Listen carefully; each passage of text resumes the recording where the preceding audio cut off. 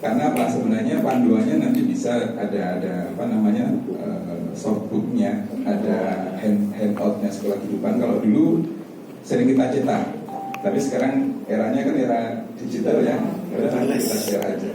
Jadi poin-poin yang kita sampaikan kita akan berikan. Oke, siap ya? Baik, kalau gitu meski tadi sudah dibuka dengan berdoa, ada baiknya kita mulai dengan membaca 4 rangkaian doa, membaca ta'awudz, kemudian basmalah, sholawat dan menghilal. Kenapa saya sedikit akan cerita singkat saja. Kalau kita ingin berjalan di jalan yang lurus, ingin hijrah, kira-kira akan dibiarkan mudah begitu saja atau diganggu? Siapa yang mengganggu? Setan. Oke. Maka yang pertama adalah mari kita mohon kepada Allah berlindung dari godaan setan. Ini serius, karena tidak mudah. Saya pernah ngaji di Semarang di rumahnya Mas Radit. Ada saja gangguannya. Begitu saya ngajarin ikhlas, ada saja yang ngantuk, ada saja yang sakit perut, ada yang begini. Nggak tahu, itu nyatanya begitu. Makanya penting kita mohon kepada Allah agar apapun bentuk godaannya kita terjaga. Setannya kan bisa goda bukan hanya dari ngantuk, dari macam-macam, ya kan? Oke. Saya pernah juga kemarin belum lama di Pemalang, ada ibu-ibu yang biasanya duduk 5 menit aja nggak kuat karena ada satu sakit. Tapi alhamdulillah bisa seharian mengikuti setelah kehidupan dan begitu sore dia nangis. Baru kali ini saya bisa duduk berjam-jam tanpa rasa sakit. Moga-moga nanti berjam-jam tidak apa-apa ya. Di baru 2 minggu yang lalu di Pemalang. Oke, jadi kita perlu mohon kepada Allah agar terlindung dari godaan setan. Kenapa? Kita tidak bisa menghadapi setan, nggak bisa. Kenapa nggak bisa?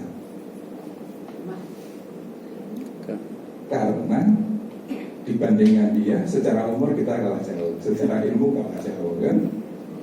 Hanya satu yang tidak bisa digoda, siapa? Di surat Al-Hijr ayat 40, surat 15-40, yang tidak bisa digoda adalah orang yang istiqomah di dalam ikhlas, mukhlasin. Mulisin dengan mulasin sedikit beda. Mulisin orang yang ikhlas, mukhlasin itu orang yang istiqomah di dalam ikhlas, atau orang yang terpilih. Semoga Bapak Ibu orang yang terpilih ya. Karena di antara sekian banyak bersedia hadir, ikut dan komitmen mengikuti 1 hari. Kan gak ada pengajian 1 hari ya Bu ya. Ini sebenarnya satu majelis pengajian tapi dikemas dalam bentuk pelatihan yang ringan, segar juga supaya 1 hari nggak terasa. Oke, yang kedua kita baca basmalah. Kenapa kita membaca bismillah? Betul nggak? Kalau kita melakukan segala sesuatu itu akan bernilai ibadah kalau kita niatkan semata-mata hanya karena Allah. Maka mari kita luruskan niat Bismillahirrahmanirrahim itu kan kita menyebut asma Allah dengan mengucap dan memanjut asma Allah yang maha. Berarti kita bertindak untuk dan atas nama siapa? Allah. Berarti kita luruskan niat kita dengan baca bismillah. Lalu yang ketiga, kita sampai hari ini bisa menikmati iman dan Islam itu karena jasa siapa? Bagi Rasul. Karena kecintaan beliau lah kita sekarang bisa berkumpul di sini, belajar bersama-sama di majelis ini. Maka kita bersolawat kepada Rasul. Coba Bu, ketika nanti kita di hari perhitungan, manakala segala ibadah dan amal kita tidak cukup, yang kita harapkan apa? Syafaat. Syafaat dari Rasul. Kira-kira siapa yang dimungkinkan bisa mendapatkan syafaat? Mereka yang banyak membaca salawat. Kapan? Ketika kita masih hidup. Mari kita nanti banyak-banyak membaca salawat. Salah satunya kita mulai kajian ini dengan baca salawat. Kemudian yang keempat kita membaca umul kitab suratul Fatihah. Suratul Fatihah itu adalah induknya Al-Quran. Jadi pedoman hidup itu intisarinya di Al-Fatihah. Kajiannya ada tersendiri, tapi mari kita baca Al-Fatihah sebagai bagian dari kita mengawali belajar ilmu kehidupan. Mari sama-sama kita mulai berdoa dengan khusyuk, membaca ta'awudz, basmalah, sholawat dan umul kitab. billahi minasyaitonir rajim. Bismillahirrahmanirrahim. Allahumma shalli ala sayyidina Muhammad wa ala ali sayyidina Muhammad. Bismillahirrahmanirrahim. Alhamdulillahirabbil alamin. Ar-Rahmanir-Rahim. Maliki yaumiddin. Iyyaka na'budu wa iyyaka nasta'in. Ihdinas siratal mustaqim. Siratal ladzina an'amta 'alaihim ghairil maghdubi 'alaihim waladdallin. Amin.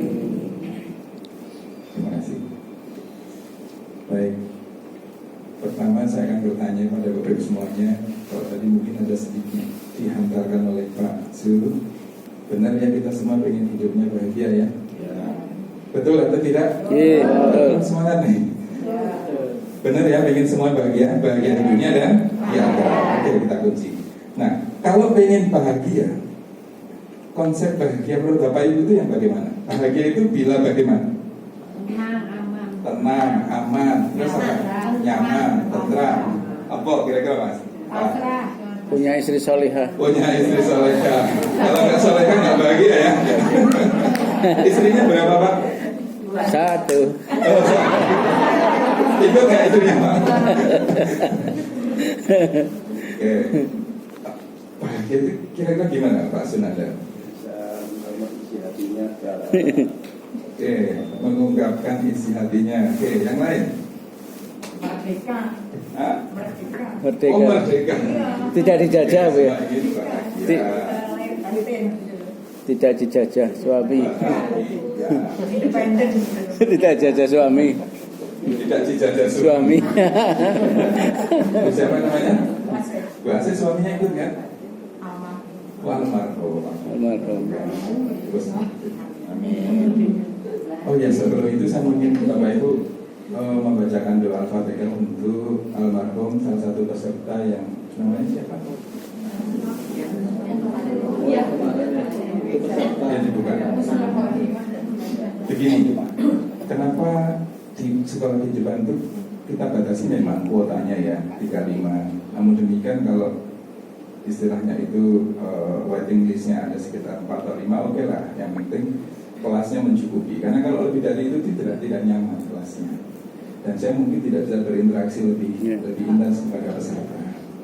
Salah satu dari calon peserta yang sudah mau ikut ini hari ini itu 2 hari yang lalu stroke, kemudian berpulang. Makanya saya sangat-sangat kalau ada yang mau ikut, usahakan bisa ikut, jangan sampai ke pending. Bisa jadi itu sebagai jalan yang beliau untuk mengenal ilmu kehidupan. Iya. Untuk mulai mengenal bagaimana jalan hidup di jalan yang lurus. Namanya siapa? Iya, Husnul Khotimah. Baik, itu adalah adiknya Dr. Iva. Dr. Iva itu sahabat saya, sama-sama ngaji. Dia punya 2 adik perempuan, yang satu meninggal di COVID, yang satu kemarin baru saja mau ikut ngaji. Baru niat mau ikut ngaji, dipanggil oleh namanya Dian Husnul Khotimah. Saya mohon kerelaan Bapak Ibu untuk membacakan Al-Fatihah. Alhamdulillah, ya Allah, ya Rahman, ya Rahim. Kami mengucapkan surat Al-Fatihah. Kami mohon ya Allah, fadilahnya Bapak sampaikan kepada junjungan kami Nabi besar Muhammad sallallahu alaihi wasallam beserta keluarga dan para sahabatnya, khususnya kepada Ibu Dian Husnul Khotimah binti Fulan yang sudah meninggal beberapa hari yang lalu. Mohon ya Allah, alhamdulillah dosa-dosanya, terimalah amal ibadahnya, tempatkanlah ke dalam tempat yang terbaik di sisi-Mu ya Allah, masukkanlah ke dalam surga ya Allah. Al-Fatihah. A'udzu billahi minasyaitonir rajim. Bismillahirrahmanirrahim. Alhamdulillahirabbil alamin. Ar-Rahmanir-Rahim. Maliki yaumiddin. Iyyaka na'budu wa iyyaka nasta'in. Ihdinas siratal mustaqim.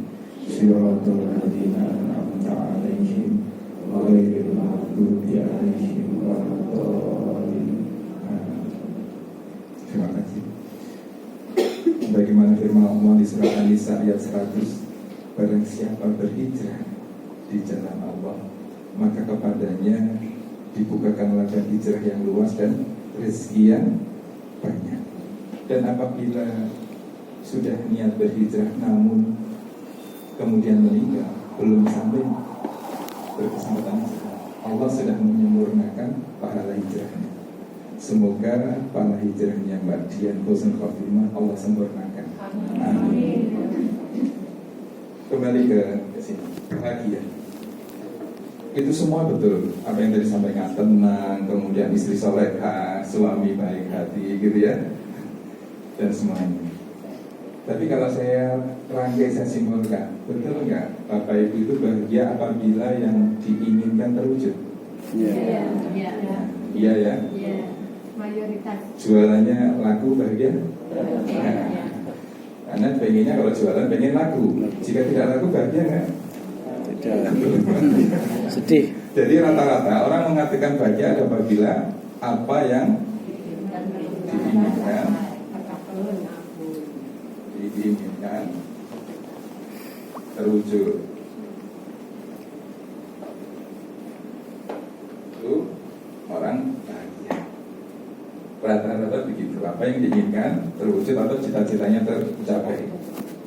Orang yang sakit nggak sembuh-sembuh lalu sembuh bahagia. Kalau nggak sembuh-sembuh sedih. Oke, kalau begitu misalkan kita ya, mindset kita, cara pandang kita tentang bahagia itu apabila yang kita inginkan bisa terwujud. Padahal keinginan kita itu banyak atau sedikit? Di antara keinginan yang banyak itu kira-kira banyak nggak yang tidak terwujud? Maka kalau kita pakai rumus ini, jika tidak terwujud, bahagia nggak?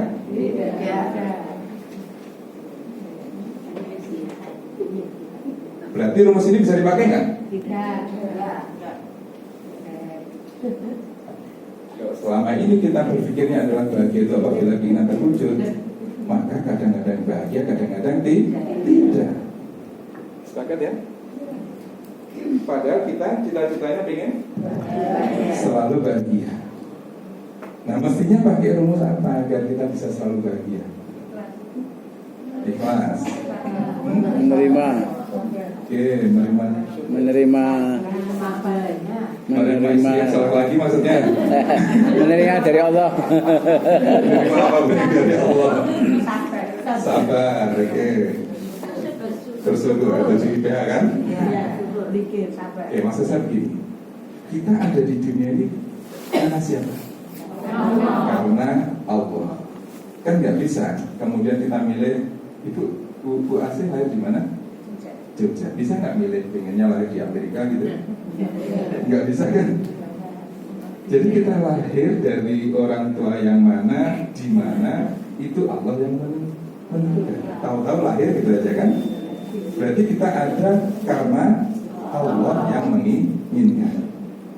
Kira-kira begitu kita lahir, dan lahir itu karena Allah yang menginginkan, dibiarkan berjalan begitu saja, menjalani kehidupan sakar PDW atau diberi panduan? Panduannya apa? Panduannya adalah Al-Quran. Kedinginan nggak? Ya, biasa aja. Di materi satu bisa nggak ya? Yang tengah itu.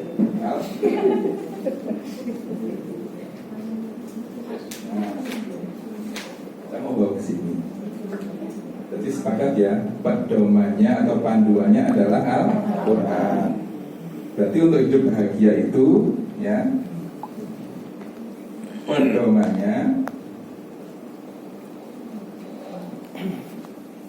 adalah Al-Quran. Maka sesuatu yang namanya pedoman itu untuk diikuti atau untuk diabaikan? Diikuti. Kalau nggak diikuti berarti sampai kepada tujuan atau tidak? Tidak. Bisa bahagia atau tidak? Tidak. Maka kita perlu kembali kepada pedoman. Beli handphone aja pakai buku panduan kan? Iya. Beli motor iya, beli mobil iya, beli apa saja selalu ada pedomannya. Maka manusia pun juga ada. Agar manusia bisa menjalani kehidupan di dunia ini sesuai dengan yang dicita-citakan. Nah, Allah itu sebenarnya ingin kita bahagia atau tidak sih? Kan kita pengen bahagia. Allah pun juga pengen bahagia. Bahagia yang memberikan siapa? Allah pengen bahagia dari Allah, kita juga pengen. Harusnya bahagia itu mudah atau sulit? Bukan tapi sulit. Misalkan nih Mas Faris pengen ini, pengen spidol, pengen ya, pengen spidol dari saya pun juga pengen. Mas Faris punya spidol ini, harusnya spidol ini mudah nggak sampai ke Mas Faris? Udah. Karena dia pengen, kalau dikasih cepet-cepet nggak? Iya. Kalau nanya ya dialog deh. Maka harusnya bahagia itu mudah, karena Allah pun juga ingin kita bahagia. Buktinya apa? Di surat An-Nisa ayat berapa? Ayat 40. Allah tidak ingin mencederai hambanya walaupun sekecil biji. Tidak ada niat dari Allah untuk mencederai hambanya walaupun sekecil biji zarah. Jadi tidak ada niat sekecil biji zarah pun untuk membuat hambanya sedih. Berarti Allah pengen kita apa? Bahagia. Karena pengen bahagia, Allah pun juga pengen, maka Allah memberikan pedoman yang berupa Al-Quran kepada kita untuk menjalani hidup di dunia. Pertanyaannya, di dalam Al-Quran Baterai. Di dalam Al-Quran, pedoman untuk bisa hidup bahagia itu ada di surat apa, ayat berapa? Ada yang tahu? Untuk bisa menjalani hidup yang bahagia, ya. Al-Quran kan terdiri dari berapa surat, Mas? 6.660. Surat 114. Berapa ayat? 6.666 ayat. Kira-kira ada di surat berapa, ayat berapa pedoman untuk bahagia? Kan harusnya memuat pedoman dong, memuat pedoman untuk bahagia dong. Karena Al-Quran itu kan mengatur bagaimana caranya menjalani kehidupan. Al-Quran dari Allah, Allah pengen kita bahagia. Mestinya ini loh tak kasih Al-Quran untuk pedomanmu menjalani hidup agar bahagia. 112. Apa itu? Al-Ikhlas. Wah, ikhlas. Jadi tuh, bukan itu. Apa? Coba. Yang wabtaghi fima ataka jalal akhirah. Apa itu? Wabtaghi, yang carilah duniamu, tapi jangan lupakan akhirat. Oke, itu bagus. Nanti pedoman yang lainnya. Tapi yang kunci bahwa pedoman hidup bahagia itu jika begini. Nah, nanti supaya mudah Mas Faris dan anak muda ini menjalankan ini. Supaya kalau lebih mudah udah tahu kan nanti kesempatan bahagianya lebih banyak. Wal asr, Ustaz. Apa? Bukan. Lebih waktu bukan. Ayo. Iman. Kata kuncinya apa? Yang ada kata apa? Nggak tahu atau belum tahu ya nggak. Belum tahu. Karena belum tahu maka perlu hadir di Sini. Karena memang manusia itu kan kodratnya itu tidak tahu. Bisa tahu karena siapa? Karena Allah yang memberitahu. Coba dibuka surat Al-Fatihah ayat 6 dan 7. Apa ya? Ihdinas siratal mustaqim siratal ladzina an'amta 'alaihim ghairil maghdubi 'alaihim waladdallin. Tunjukilah kami jalan yang lurus. Terus yaitu jelas sekali kan? Jalannya orang-orang yang engkau beri kenikmatan. Bukannya jalannya orang sesat dan engkau murkai. Diberi kenikmatan itu artinya bahagia atau tidak? Berarti orang yang bahagia berarti orang yang berada di Jalan yang lurus. jalan yang lurus. Rumus bahagia yaitu berada di jalan yang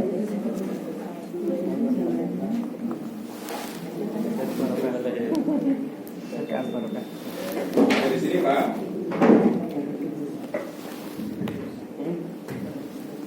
Jadi bahagia itu mau punya istri yang soleh atau berada di jalan yang lurus? Ya, jalan yang lurus. Salah satu jalan yang lurus. Belum semua. Lanjut ya. Paham ya? Makanya kita tadi membaca surat Al-Fatihah. Itu adalah induknya Al-Quran. Berarti di dalam Al-Quran itu, karena intisarinya, kalau kita bikin skripsi itu kan ada intisari, memuat hipotesa, prosesnya, dan sampai kesimpulan. Jadi membaca Al-Fatihah itu berarti mestinya memahami inti Al-Quran. Al-Quran itu diberikan sebagai pedoman untuk jalan hidup. Hidupnya bagaimana? Yang bahagia. Maka rumus bahagia mestinya ada di surat Al-Fatihah.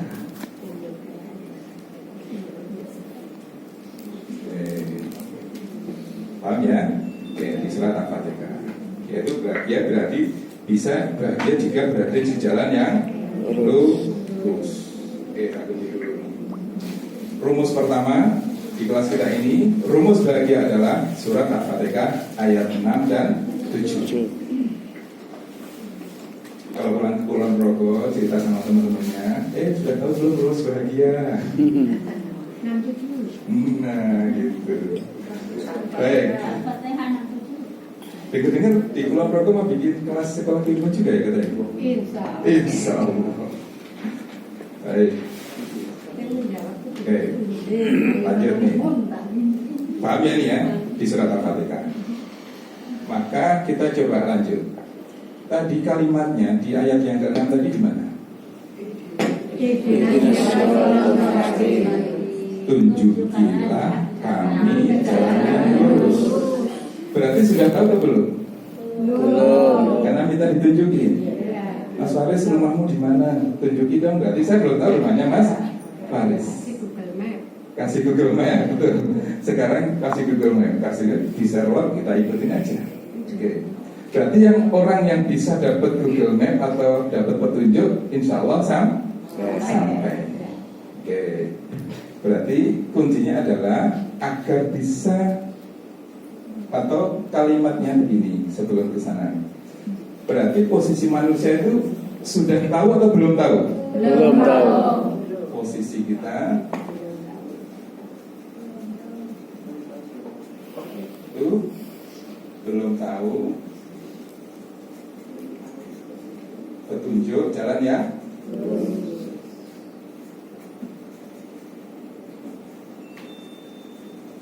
Artinya belum tahu. Belum tahu itu sama dengan nol. Tidak tahu apa. Nah, posisi manusia itu sebenarnya sudah tahu atau belum? Dirancang oleh Allah itu serba tahu atau serba tidak tahu? Tidak tahu. Tidak tahu. Tidak tahu. Serba tidak tahu. Tidak tahu. Buktinya? Allah mengajarkan dengan kalam di surat Al-Alaq. Oke, Allah mengajarkan dengan perantaran pena. Betul, nanti masuk di metode sabar. Coba lihat di surat Al-Baqarah ayat 255. Ayat kursi. Allahu la ilaha illa huwal hayyul qayyum la ta'khudhuhu sinatun wa la naum, dan seterusnya. Nah,